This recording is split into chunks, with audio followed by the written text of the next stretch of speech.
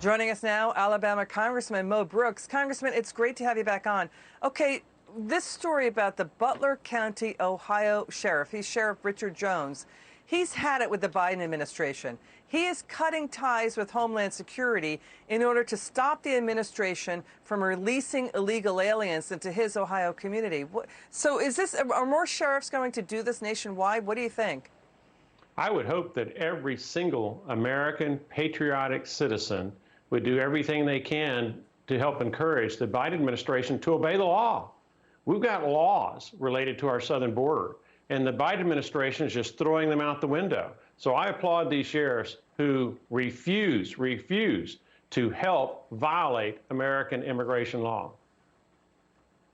You know, so we saw this fight happen in Bristol County, Massachusetts, where out of the blue, the Homeland Security Secretary just terminated, basically he stopped ICE's program in that area in Massachusetts. What's the story with that?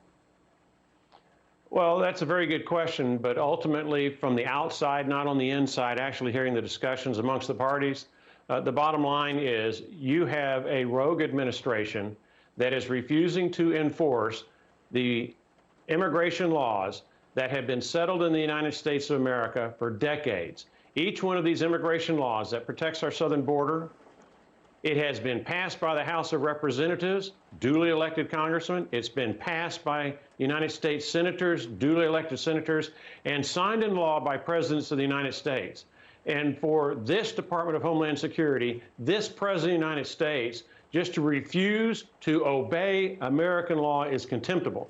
And it's not just Massachusetts where we're having problems.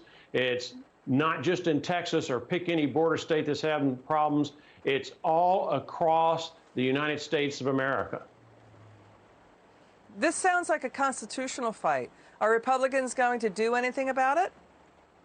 Well, I wish that the Republicans would do something about it, but we're under difficult circumstances. We had an election in November 2020. Granted, the election results are questionable because of various issues that we all know too well. But we don't have the majority in the House of Representatives. We don't have a majority in the United States Senate. And of course, we don't have the White House. So until the 2022 elections are behind us, we're stuck with what we've got. And what we have is an administration that refuses to obey the law, refuses to enforce our immigration laws, and a United States Congress that looks the other way and condones it, if not encourages, violation of law. Well, now it's left up to the states to sue the Biden administration in court. You see that with Arizona. You see it with Florida.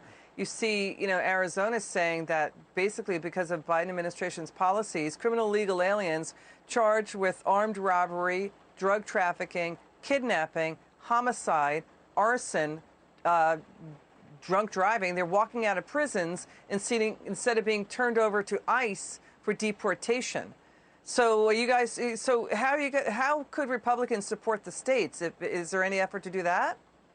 Well, we can encourage the states to do what it takes on their end to enforce our laws. Now, bear in mind, there's a provision in the United States Constitution in which the United States of America, as a part of the entry of a state into the Union, the United States of America promises to protect each state from invasion.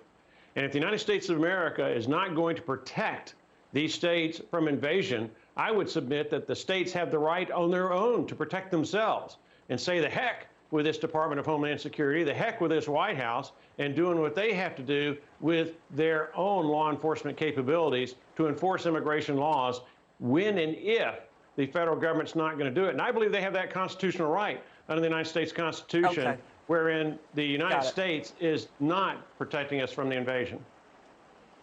Congressman Brooks, thanks for joining us. It's good to see you.